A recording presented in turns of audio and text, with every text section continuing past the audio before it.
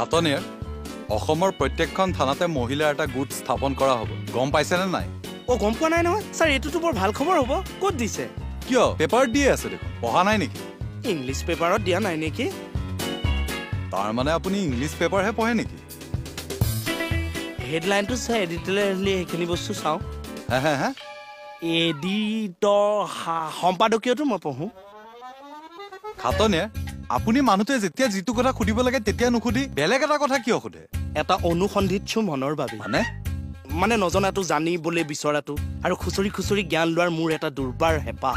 থকহে তেনেকুৱা হোৱা হ'লে আপুনি পুলিচ নহয় চাইণ্টিষ্ট হ'লহেঁতেন আশাও কৰিছিলোঁ ছাৰ চাইণ্টিষ্ট হোৱাৰ কিন্তু প্ৰথম বছৰ মেট্ৰিকৰ ছায়েন্সত মই গেৰ মাৰি দিলোঁ নহয় কিন্তু মই ভাগি নপৰিলোঁ ছাৰ একেবাৰে খৰচি মাৰি পঢ়ি পিছৰ বছৰ সেয়া ৰিজাল্ট ক্লিয়াৰ খালি সেই বৰ্ডৰ ফালৰ পৰা 5 নম্বৰ এটা অনুদান দিছে আৰু তাৰ মানে আপুনি গ্ৰেছ মাৰ্ক পাই পাছ কৰিছিলে কিন্তু সেইটোলৈ মোৰ অকণো অহংকাৰ নাই ছাৰ সেইটো বেটছততো মোৰে ৰিজাল্ট ভাল আমাৰ লগৰ সোপাই ফেইল কৰিছে অধঃপতনে যোৱা সোপা মোৰ ৰাস্তালৈ ওলাবলৈ লাজ লাগিছে সেইকেইদিনত তাৰ মানে আপোনাৰ বেটছৰ আপুনিয়ে চবতকৈ মেৰিটিয়াছ ষ্টুডেণ্ট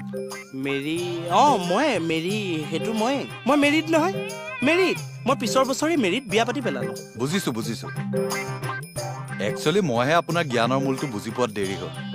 ছাৰ কথাষাৰ আপুনি অন্তৰৰ পৰা ক'লেনে ইটিকিং কৰিলে আপুনি কি বুলি ভাবিছে অন্তৰৰ পৰা ইটিকিং কৰা বুলি ভাবিছোঁ নাই সঁচাকৈয়ে কৈছোঁ